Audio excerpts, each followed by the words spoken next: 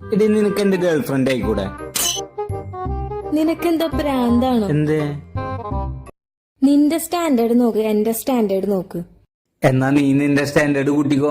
എനിക്ക് തോന്നിയിട്ടുണ്ട് നിന്റെ സ്റ്റാൻഡേർഡ് കുറച്ച് കൂട്ടാണ്ട്. നിനക്ക് ഭ്രാന്താ?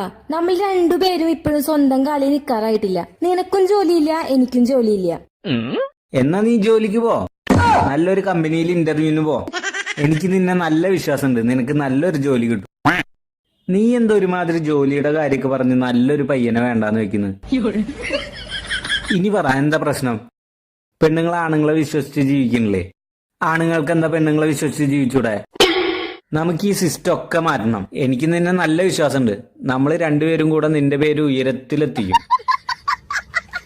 എനിക്ക് നിന്റെ ഗേൾഫ്രണ്ട് ആയിരിക്കാനൊന്നും പറ്റില്ല. എടി അതിന് മാത്രം എന്ത് കുറവാ നിനക്കുള്ളത്? എന്ത് കുറവാ നിനക്കുള്ളത്?